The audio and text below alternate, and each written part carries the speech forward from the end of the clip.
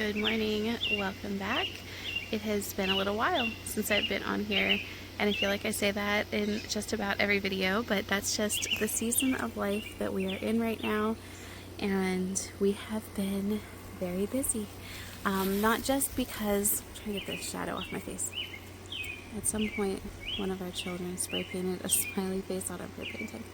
So Mr. Propane here can join me. Not only just because it's summer, and summer is always very busy for our family and yours, I'm sure, but because we are getting ready to leave for this trip next week, or a week and a half from now, I guess. Today's Thursday, which is our town day and errands, all of those things. And this morning I took Aaron to work for someone from 8:30, and he's supposed to be picked up at 12:30. It's about 11:15 now, and then I'm taking him straight from that job to another one to work from 1 to 5. He's been really busy. The kids have worked at camps for pay. Some of them have volunteered. The older kids have been really, really busy in the last couple weeks. Up until Sunday, we had only had our 3 youngest kids for about a week and a half. And it was so laid back and chill, and I remember what it was like when we just had little kids and we just didn't have anywhere we had to be, no obligations, anything like that. And it was a nice break. And now we have everybody back home and we're busy again. So like I said, it's Thursday. We are leaving for our cross-country trip, not this coming Monday, but the following. So we're leaving on August 3rd.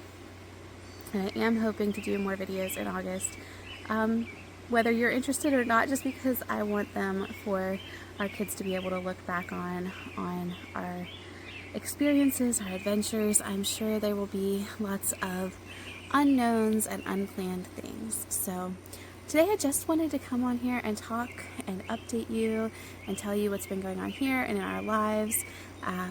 Dan has had 2 different breakdowns in the last in a week. He had 2 kind of major breakdowns. So the first one was his serpentine belt went on his car that he tows behind the big trucks, and he got another one and got it put on, but it only lasted about 100 miles, 150 miles, and it completely broke. He had to get the car towed, had to spend the night in a hotel till he could get a big truckload to actually bring it back to the house. And realized once he did that, once he got it apart at home, that 2 of the different pulleys, there's the tensioner pulley and the idler pulley, were completely shot, and that's why the serpentine belt didn't stay on.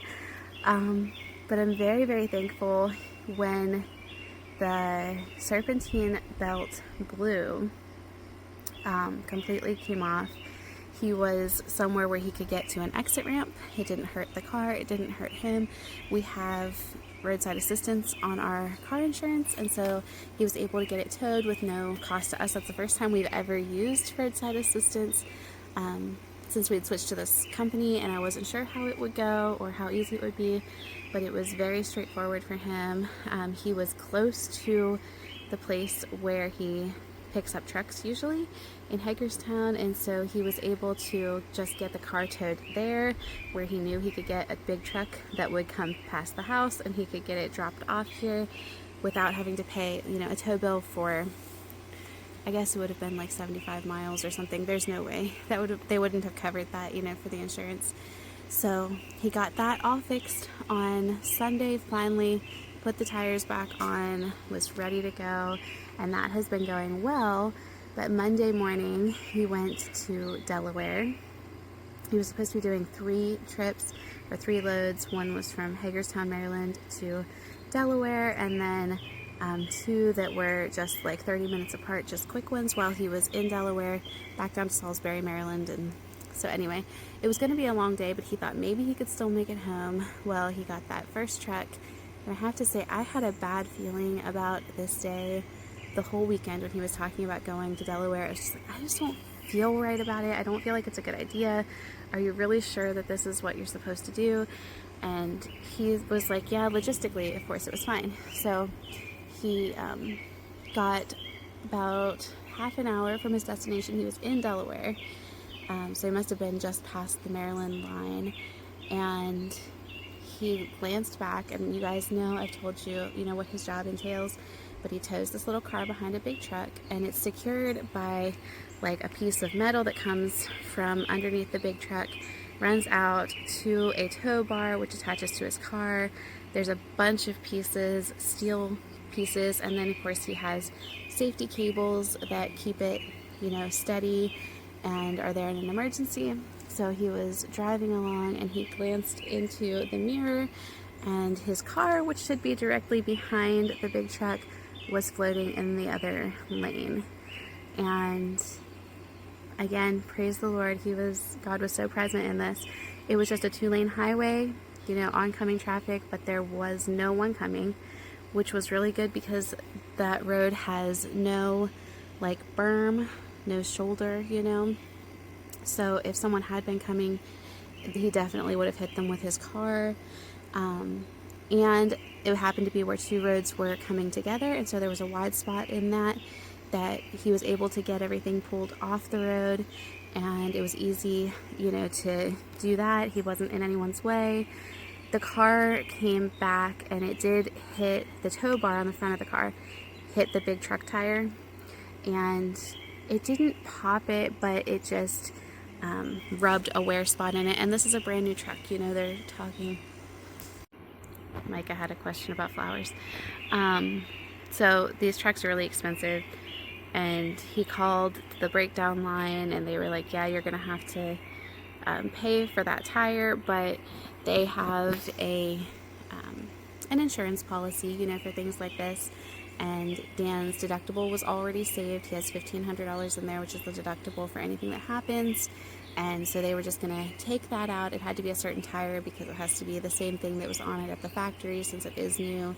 And he thought he was going to have to wait for a tire truck, and they couldn't find one. They said just continue on to the repair facility since it was holding air. And he heard today that they actually chalked it up to an incidental, that things happen, and he's not even going to have to pay that deductible. So that's good, because then he doesn't have to start rebuilding it. The way that they work is they take 8% of what you make and put that into this account for a deductible until you reach $1,500, and then they stop doing that. So if we had done that, then he would have gone back to losing 8% of his income until he had rebuilt it.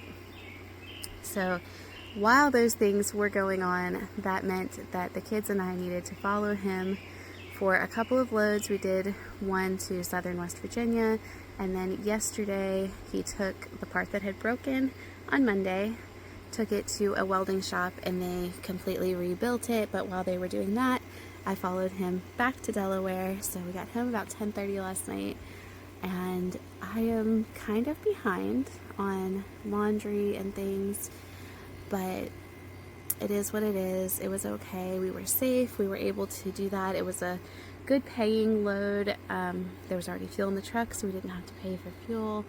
It worked out okay. So today he's testing out his new equipment, and I haven't heard anything bad, so hopefully that means that everything is going well. So what else have we been up to? We've been doing a lot of yard work. Our riding mower it needs tires, and we've tried to put tubes in them and it's not working. So I've been using a plug-in push mower, and the grass needs done again. Our weather, I know I say every year, but our weather has been very weird. For several weeks it would rain really hard and be cool, and then it would get really hot and sunny, which is like, the perfect combination to grow grass and weeds and all of those things.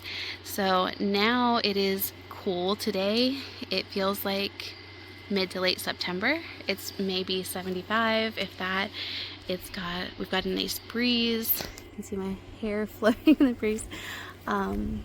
So yeah, it's been weird. Today's beautiful, but the kids want to swim more before we close the pool, before we leave for our trip, and I'm not sure how much they're going to get to do that this next couple of days and then next week. So we shall see. Tuesday, Emma turned 15, and we just had dinner here as a family, and tomorrow Evie turns 12. So we're going to be doing that. This is the end of birthday season for our kids. So all of our kids were born between January and July. So we have 1 in January, 4 in March, 1 in June, and 2 in July. And then Dan's birthday and my birthday are in the fall, but that's not nearly as stressful as trying to get, gifts and everything ready for the kids. So I'm thankful for that. We have been just slowly plugging away, trying to get things done before we leave. And so the one big thing that still needs done is we need to do a tune-up on the motorhome. There was a lot of service records with it, but it all ended in 2023. I think that's when it had been sold the last time, and nobody after that kept records. And since we are planning on traveling a significant distance, we just want to make sure, plug some wires and cap and rotor and oil change and check all the brakes and, all of those things. So, but Dan has been gone so much. Last week, in 4 days, he was away from home 67 hours. And so, yeah, there's not been a lot of time, but we have to make time because we are getting down to the last minute here. So we need to pack things and decide on what food we are going to take. My back is hurting, so I'm going to stand up. And yeah, just be ready. So I've been thinking about what I want to film, what I want to keep record of, because if you know me in real life, you know that that's what I do. I write things down, I keep records, I track everything. And so for this trip, I'm thinking, what do I want to write down? I really would like to come up with a page for a journal, scrapbook kind of a thing, of just some things that I want to keep track of every day. And so some of the things that I have thought about so far are how many miles we go in a day. Of course, probably what we spend in a day. So both like our fuel and food and anything fun we do. Maybe the weather. I don't know. What would you guys, if you were going to make a scrapbook or a journal of a trip and we're going to want to look back on it to remember certain things, what would you include? Because I'm very practical, and so sometimes the things that I want to include are not maybe the things that I'll want to look back and really remember. Of course, there needs to be, a spot for a memory or something. Like, should I do, like, at camp, our kids did high-low buffalo at the end of the day, and so the high of the day, the low of the day, and when they told me this first, I thought they were talking about temperature, but they mean like the highlight of your day, the low part of your day, and then buffalo, just a random thing. So maybe we could do something like that, but I would kind of like to have like a pre-printed page that I just fill in every day, and then whenever I share with you all, it will be easier. And yeah, I don't know. So the only other thing that I was going to talk a little bit about is the fact that I haven't been here on YouTube, and I also have not really been on Instagram at all for the last few weeks, and that was kind of a sudden thing. I had shared something that was really misunderstood by somebody who was close to me, and she said something and I kind of got my feelings hurt, and I just thought, okay, this is dumb, because if we were in person and she said something, it wouldn't have affected me the way that it did in writing. And so I thought, maybe I just need to take a step back, away from social media, away from everybody's eyes, and think and kind of reset myself. And so I've been doing that for the last couple of weeks, and it has been really good. I did pop on and share just I think 2 stories at a post of Emma's birthday, so that's on Instagram if you want to see her birthday picture. But yeah, it's been really good. I've been doing a lot of embroidery, I've been doing some reading, really just a lot of prep work for this trip. I'm very much looking forward to it, but it is a big undertaking, so I've been doing that. I've been rearranging furniture and really just enjoying my house, my perfectly imperfect house that needs lots of things and is very mismatched and all of that. We're not talking about perfection and Pinterest worthiness and all of those things, but we took the bed out of our living room and moved the couch back in.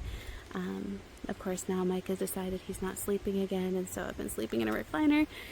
But yeah, we've just been, see the kitty cat.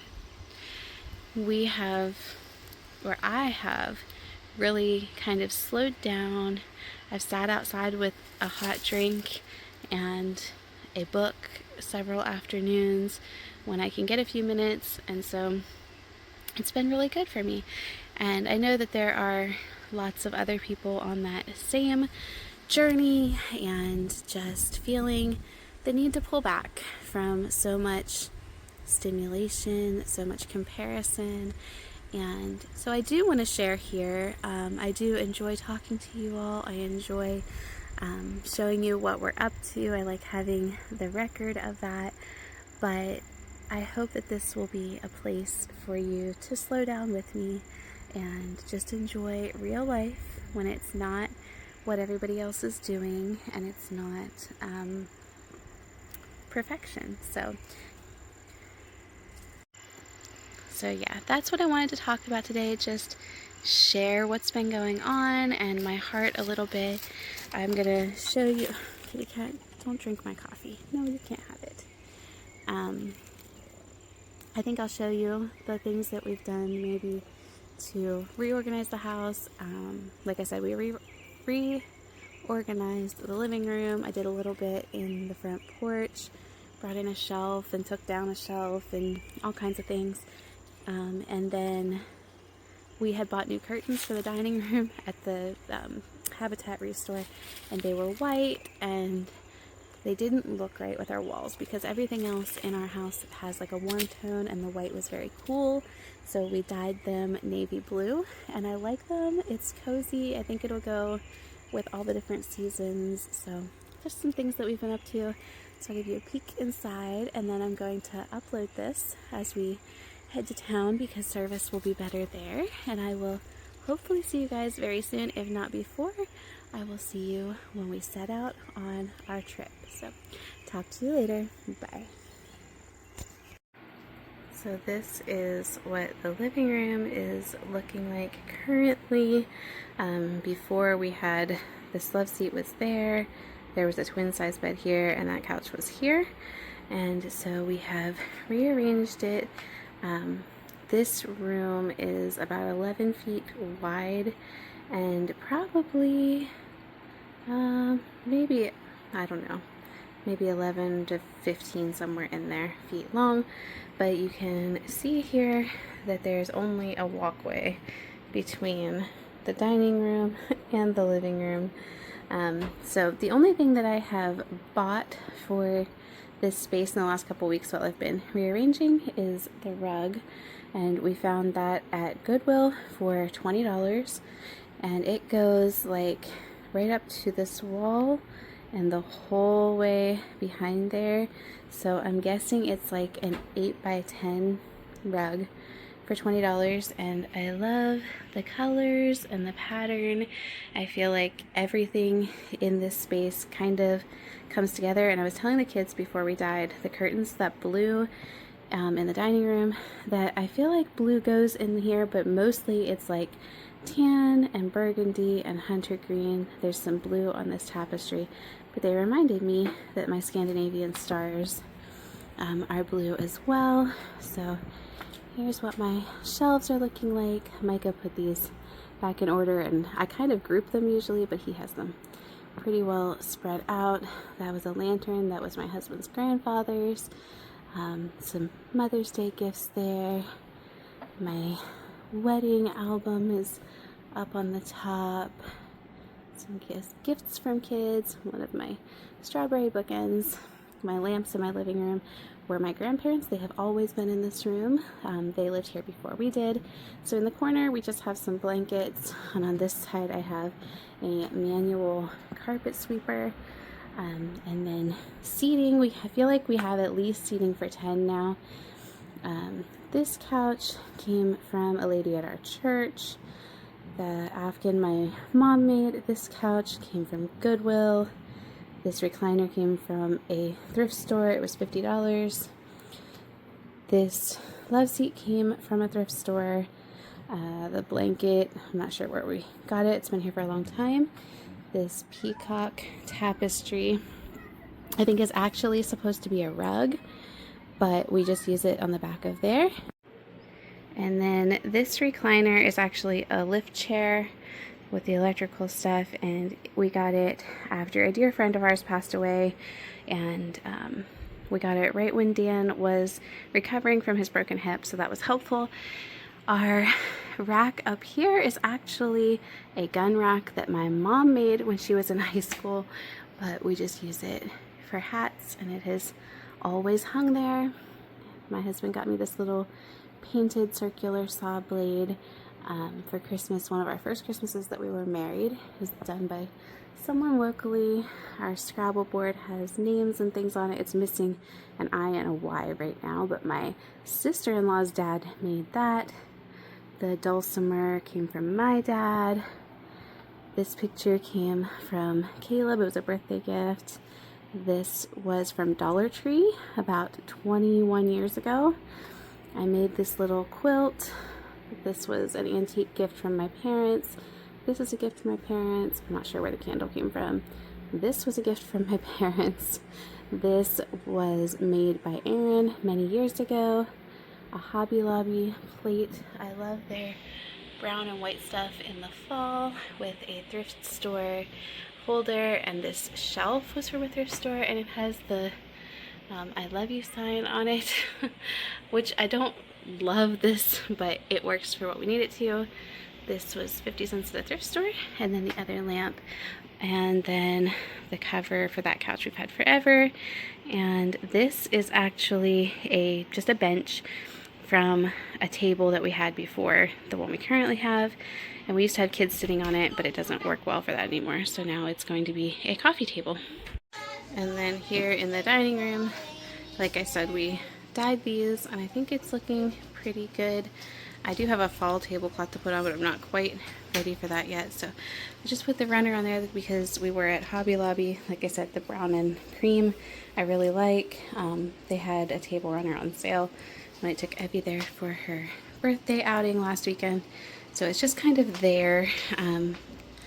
That's back at 100% instead of wide view, but yeah, I want to cover it, but I think even the brown should go with the blue. We still have some birthday decorations up that Evie and Abby did for Emma, but yeah, this is what the dining room is looking like. Emma painted that.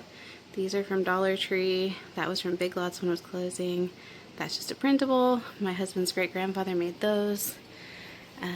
This came from the kitchen of a dear friend whenever she passed away, as well as the candle holder, some thrift store plates. This we got at an antique mall, and it was a box that was shipped during World War II and has the soldier's address and stuff on there.